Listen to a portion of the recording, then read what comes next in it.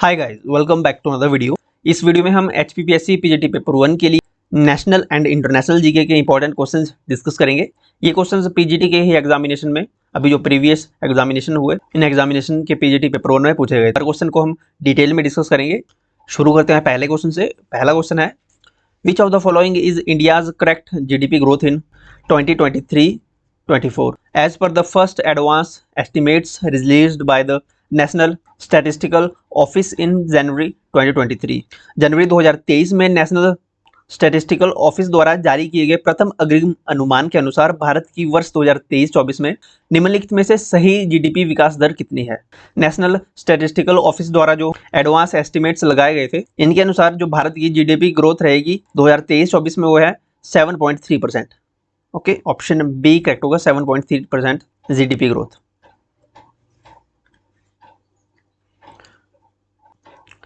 Next question है, which article of Indian constitution says that the strength of cabinet shall not be more than 15% of state legislature strength. संविधान की कौन सा article ये कहता है कि मंत्रिपरिषद की संख्या राज्य विधानमंडल की संख्या से 15% से अधिक नहीं होनी चाहिए। आर्टिकल 164 में ये प्रावधान किया गया है कि जो कैबिनेट की स्ट्रेंथ होगी मंत्रिमंडल की वो 15% से अधिक नहीं होनी चाहिए। कॉन्स्टिट्यूशन के 91st कॉन्स्टिट्यूशनल अमेंडमेंट एक्ट 2003 के तहत ये प्रावधान किया गया था 91वां संविधान संशोधन 2003, जिसमें कहा गया था कि केंद्र में मंत्रिमंडल के मंत्रियों की संख्या लोकसभा की कुल संख्या के 15% से अधिक नहीं होनी चाहिए और स्टेट लेजिस्लेचर में विधानसभा में मुख्यमंत्री समेत मंत्रियों की संख्या विधानसभा के कुल संख्या के 15% से अधिक नहीं होनी चाहिए। ये सेम रूल फॉलो होते हैं विधानसभा में और लोकसभा में। Okay, 91st constitutional amendment act 2003 के तहत ये प्रावधान हुआ है, इसको याद रखें। अगला क्वेश्चन है question number 18, identify the number of women elected in Madhya Pradesh assembly elections held in November 23 from the following. नवंबर 2023 में हुए मध्य प्रदेश विधानसभा चुनावों में निर्वाचित महिलाओं की संख्या की पहचान निम्नलिखित में से कीजिए। तो नवंबर 2023 में मध्य प्रदेश जो असेंबली इलेक्शंस हुए इसमें वुमेन इलेक्टेड हुई 27 निर्वाचित महिलाएं मध्य प्रदेश विधानसभा के चुनावों में। ऑप्शन ए करेक्ट होगा, 27। नवंबर 2023 में 5 राज्यों में चुनाव हुए, विधानसभा चुनाव, जिनमें से एक मध्य प्रदेश, राजस्थान, छत्तीसगढ़, तेलंगाना और मिजोरम। इन 5 राज्यों में चुनाव हुए, जिनमें मध्य प्रदेश में बीजेपी की सरकार बनी, बीजेपी, और मध्य प्रदेश में 230 विधानसभा सीटें हैं। इनमें से बीजेपी ने बहुमत हासिल किया और जो सीएम चुने गए, यहाँ के चीफ मिनिस्टर चुने गए, उनका नाम है मोहन यादव। मोहन यादव सीएम चुने गए मध्य प्रदेश के। ये क्वेश्चन पीजीटी में आया था सीएम से। राजस्थान में भी बीजेपी की गवर्नमेंट बनी राजस्थान में, और यहाँ पे 200 विधानसभा सीटों पर चुनाव होते हैं। और यहाँ पे सीएम जो चुने गए भजनलाल शर्मा यहाँ के सीएम चुने गए राजस्थान में। छत्तीसगढ़ में बीजेपी की ही गवर्नमेंट बनी। यहाँ पर छत्तीसगढ़ में 90 विधानसभा सीटों पर चुनाव हुए। बीजेपी की ओर से सीएम चुने गए विष्णुदेव सहाय छत्तीसगढ़ के सीएम बने हैं। तेलंगाना में कांग्रेस की सरकार बनी, इंडियन नेशनल कांग्रेस की, और यहाँ पे सीएम चुने गए रेवंत रेड्डी। ये क्वेश्चन अभी पूछा गया था पीजीटी पेपर 1 के, शायद वो मैथ्स का एग्जामिनेशन था जिसमें ये क्वेश्चन आया था रेवंत रेड्डी से। और मिजोरम में सरकार बनी जेडपीएम की, जोरम पीपल्स मूवमेंट इनकी पार्टी का नाम है, और यहाँ के सीएम चुने गए लाल दोहुमा यहाँ के सीएम चुने गए। मिजोरम में बीजेपी की 2 सीटें आई और कांग्रेस की आईएनसी की 1 सीट है, और मिजोरम में जो टोटल विधानसभा सीटें हैं वो 40 सीटें हैं विधानसभा की। अगला क्वेश्चन है, the writer of which Indian state got the Jnanpith award in 2023। Bharat के किस राज्य के लेखक को वर्ष 2023 में ज्ञानपीठ अवार्ड मिला। 2023 में जो ज्ञानपीठ अवार्ड दिए गए वो 57वें ज्ञानपीठ अवार्ड दिए गए, और ये ज्ञानपीठ अवार्ड 2023 में दामोदर मौजो को दिया गया था। दामोदर मौजो को दिया गया था। ये गोवा से संबंध रखते थे। ओके, गोवा राज्य से, ऑप्शन बी करेक्ट होगा गोवा। यहाँ पे राज्य का नाम पूछा था, गोवा से बिलोंग करते हैं ये दामोदर मौजो। और ये उपन्यासकार है, उपन्यास लिखते हैं, और इनकी जो भाषा है, जिस भाषा में ये उपन्यास लिखते हैं, वो है कोंकणी, कोंकणी भाषा। ये तो हो गया 2023 का, लेकिन 2024 में किसे मिल रहा है? 2024 के लिए दो कैंडिडेट्स को नॉमिनेट किया गया था। 2024 के ज्ञानपीठ अवार्ड जो विजेता हैं, एक तो हैं गुलजार और दूसरे हैं राम भद्राचार्य।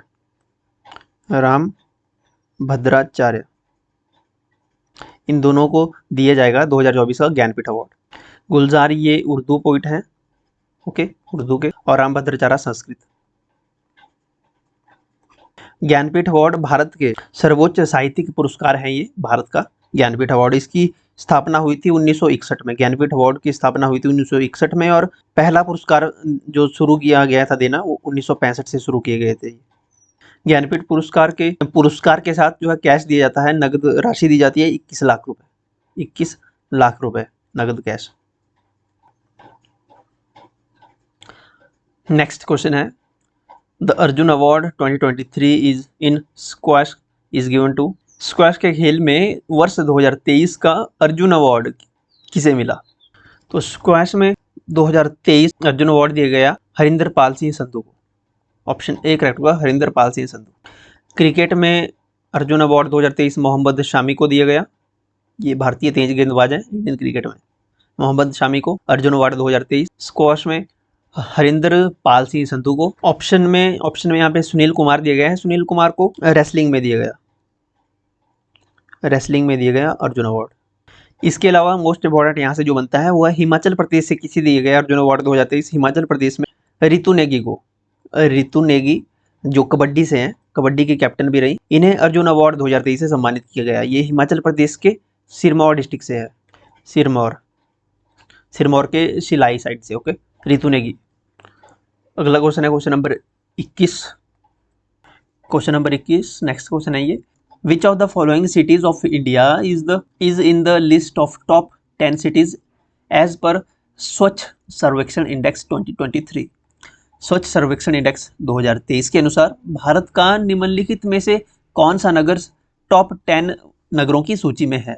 तो अगर टॉप 10 नगरों की सूची को देखें, इस लिस्ट को देखें टॉप 10 सिटीज की, सबसे पहले टॉप 10 की लिस्ट में जो फर्स्ट रैंक दो सिटीज में रहा, एक तो फर्स्ट रैंक रहा इंदौर और सूरत और इंदौर फर्स्ट नंबर पर रहे। सेकंड पर फर्स्ट रैंक दो सिटीज का रहा, तो सेकंड ब्लैंक रहा। इसके बाद थर्ड रैंक नवी मुंबई और यहाँ जो ऑप्शन में पुणे दिया गया है टॉप 10 में रहा पुणे का 10th रैंक था, सो ऑप्शन सी करेक्ट होगा। ये जो पुणे सिटी ये टॉप 10 सिटीज की लिस्ट में थी। 2022 में इंदौर फर्स्ट पे था और सूरत सेकंड पे था, लेकिन 2023 में सूरत ने भी ओवरटेक कर दिया और इंदौर के साथ जो है नंबर 1 रैंक हासिल की। नवी मुंबई 2022 में भी थर्ड रैंक पे था और 2023 में भी थर्ड रैंक पर ही है। नेक्स्ट क्वेश्चन है, identify the river which is tributary of the Indus river from the following. Sindhu नदी की सहायक नदी की पहचान निम्नलिखित में से कीजिए कि सिंधु नदी की सहायक नदी कौन सी है इनमें से? कोसी, सतलुज, गंडक या मेघना। ये सिंधु नदी की जो सहायक नदी है वो है सतलुज नदी सिंधु नदी तंत्र की सहायक नदी है। ऑप्शन बी करेक्ट होगा सतलुज के साथ जो सिंधु नदी की ट्रिब्यूटरीज हैं उनमें से एक चिनाब है, सतलुज के बाद चिनाब, व्यास,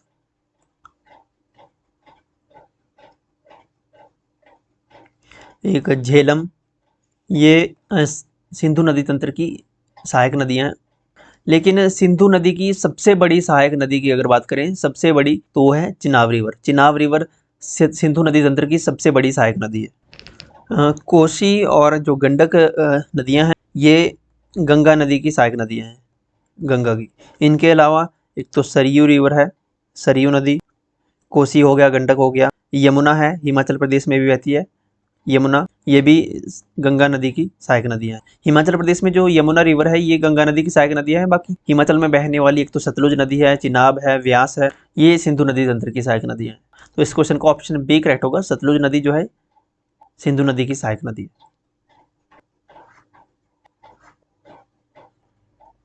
नेक्स्ट क्वेश्चन है which of the following is correct about state of Uttarakhand. Uttarakhand राज्य के बारे में निम्नलिखित में से कौन सा स्टेटमेंट सही है।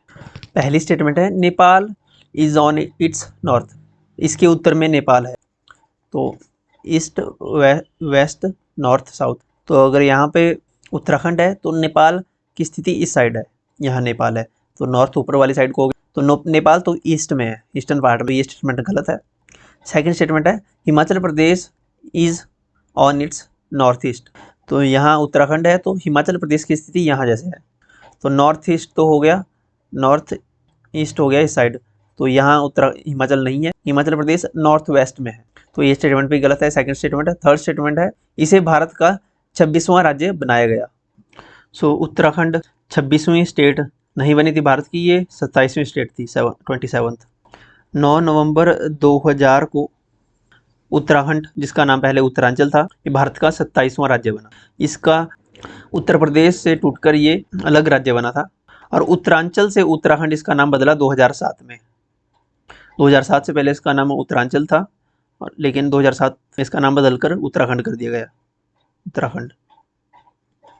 ऑप्शन में जो यहाँ पे 26वां राज्य दिया गया है, 26वां राज्य बना था छत्तीसगढ़, छत्तीसगढ़ को बनाया गया था 26वां राज्य। छत्तीसगढ़ मध्य प्रदेश से टूटकर बना था, इसकी फॉर्मेशन भी 9 नवंबर 2000 को ही हुई थी। 3 राज्य बने थे 2000 में, 3 राज्य बने थे 2000, एक तो उत्तराखंड यूपी से टूटकर, उत्तर प्रदेश से टूटकर बना उत्तराखंड, मध्य प्रदेश से टूटकर बना छत्तीसगढ़, और बिहार से टूटकर बना झारखंड। ये भी इसकी फॉर्मेशन भी 2000 में हुई थी, बिहार से झारखंड। लास्ट स्टेटमेंट है इसमें चमोली का गौचर मेला महत्वपूर्ण है, तो उत्तराखंड के चमोली जिले में गौचर मेला है जो महत्वपूर्ण है। स्टेटमेंट ऑप्शन डी करेक्ट है, गौचर मेला ऑफ चमोली इज इंपॉर्टेंट, ये स्टेटमेंट सही है, ऑप्शन डी। अगला क्वेश्चन है question number 24, which of the following is correct about India's Indus water treaty with Pakistan. Bharat की पाकिस्तान के साथ जो इंडस वाटर ट्रीटी के बारे में निम्नलिखित से कौन सा स्टेटमेंट सही है।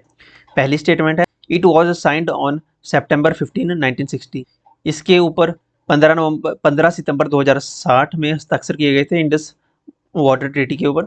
इंडस वाटर ट्रीटी 1960 में तो साइन हुई थी, लेकिन डेट गलत है यहाँ पे, 19 सितंबर को हुई थी, 19 सितंबर 1960, 19th ऑफ सितंबर। ओके, तो स्टेटमेंट फर्स्ट गलत है।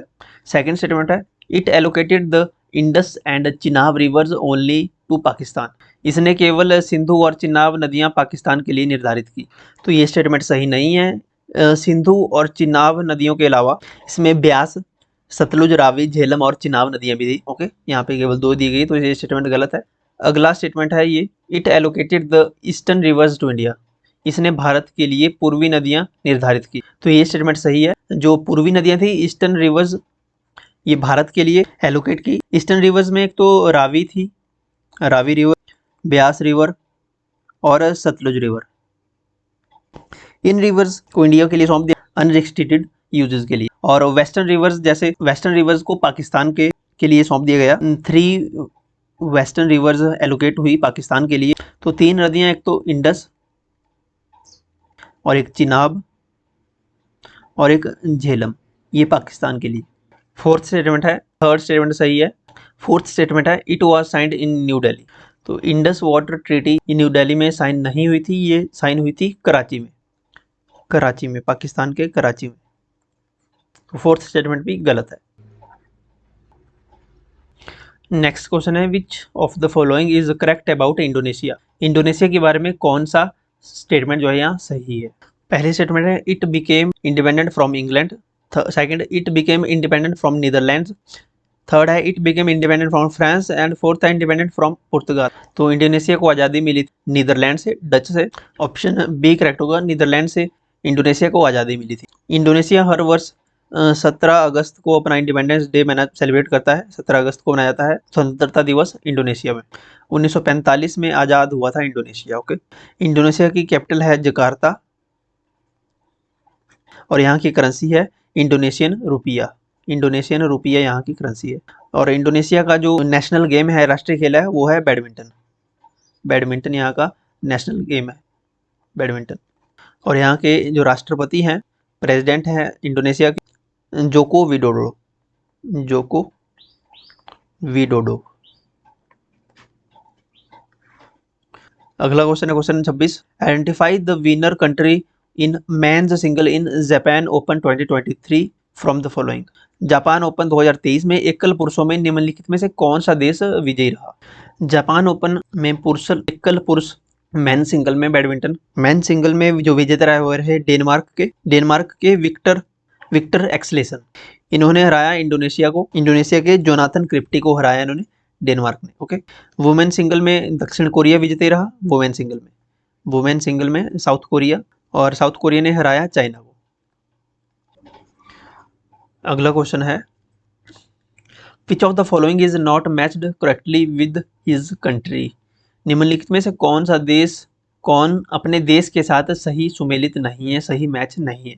पहला है प्रेसिडेंट मोहम्मद बिन जायद हमने कल परसों की जो करंट अफेयर की वीडियोस थे उसमें डिस्कस किया था। प्रेसिडेंट मोहम्मद बिन जायद ये यूएई के प्रेसिडेंट है, बिल्कुल करेक्ट स्टेटमेंट है।